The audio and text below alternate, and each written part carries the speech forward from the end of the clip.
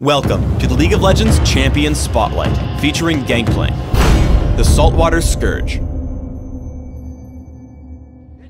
Gangplank is a hybrid melee and ranged physical damage dealer. His main strengths are great mobility, high damage output, and an ultimate that can be cast anywhere on the map. Gangplank's passive is Grog-Soaked Blade. Every attack that Gangplank makes places a stack of Grog-Soaked Blade on his target, up to a cap. Each stack damages and slows the movement of whoever's been struck. Parley shoots target enemy with Gangplank's pistol, dealing damage. This shot applies on-hit effects such as Sheen, Lifesteal, and Grog-Soaked Blade. Parley can also critically strike his targets. Additionally, if Parley kills its target, Gangplank is awarded bonus gold. I take Parley at level 1 and max it last. Remove Scurvy causes Gangplank to eat a bunch of oranges, healing Gangplank and removing all crowd control effects, such as slows and stuns that afflict him. Raise Morale passively gives Gangplank increased attack damage and movement speed. When activated, Gangplank gains an even larger bonus to these stats, and grants a smaller bonus to nearby allied champions as well. I take Raise Morale at level 2 and max it by level 9. Cannon Barrage marks an area on the map for a few seconds, slowing all enemies in the area and causing cannonballs to fall randomly in the area, damaging anything they strike. Cannon Barrage can be cast anywhere in the game, regardless of how close it is to Gangplank. With a Rune and Mastery build focused on early damage output and durability, you can easily push around most lane opponents. Once Scion blows his stun, I push in with Parley and activate Raise Morale for bonus movement speed and damage. Because of Grog-Soaked Blade's slow, I'm able to keep up with him as I take down his health bar and force him to recall, giving me free space to farm. Because Parley gives you bonus gold whenever it kills a unit, you want to use it to farm minions whenever you can. In particular, you want to find out exactly how much damage Parley will deal to ensure you get the kill. However, because of its cooldown, you will have to kill minions with basic attacks sometimes. The better you can predict your cooldown against minion deaths, the better your gold income. Always remember that Parley can deal critical strikes. This means that occasionally, Gangplank can get extremely lucky. Volibear dives me with Exhaust. I run until it times out, then turn for a Parley and a basic attack. My 4% critical chance for masteries triggers on both, and I get a completely free kill. When building mostly for damage, don't rely on Remove Scurvy to keep you alive in a team fight. Scion comes in to stun me and the rest of his team follows up. I remove Scurvy, use Cannon Barrage, and try to run, but now I can't escape the Exhaust or Volibear's Rolling Thunder. While my team is able to pick up a few kills from behind, I die before really helping out my team much.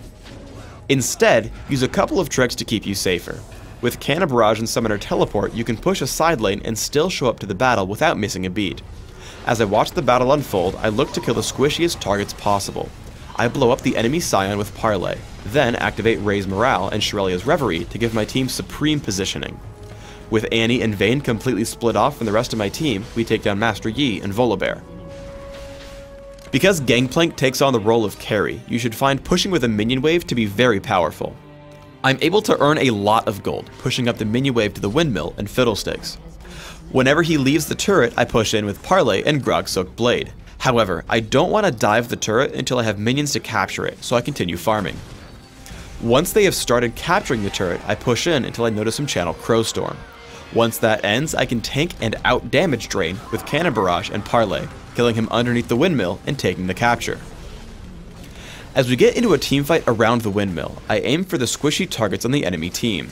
I Parley Twisted Fate and remove Scurvy his stun. Then I activate Youmuu's Ghost Blade and take him down almost immediately.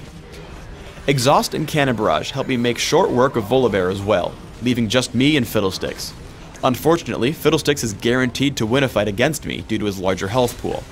However, a combination of Parley, my movement speed, and remove Scurvy allow me to waste his time until reinforcements show up. You can use Cannon Barrage to stop enemy captures. I drop it on Fiddlesticks, keeping the windmill neutralized. However, Pantheon and Volibear can easily capture it because I aimed it badly. Instead, aim it at the middle of the point so you can stop everyone. For runes, I take Armor Penetration Marks, Flat Armor Seals, Flat Magic Resist Glyphs, and Flat Attack Damage Quintessences. This build gives me significant early game damage output with Parley in case I want to push around my lane opponent, while giving me decent resistances that synergize with bonus health, lifesteal, and remove Scurvy. My masteries are 2109, focusing on all physical damage increasing masteries on offense, while taking increased mana regeneration and neutral buff duration in utility. I take Exhaust and Teleport on Summoner's Rift, while subbing out Teleport for Surge on Dominion.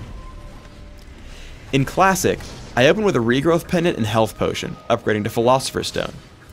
I look to grab cooldown reduction through Ionian Boots of Lucidity and Brutalizer.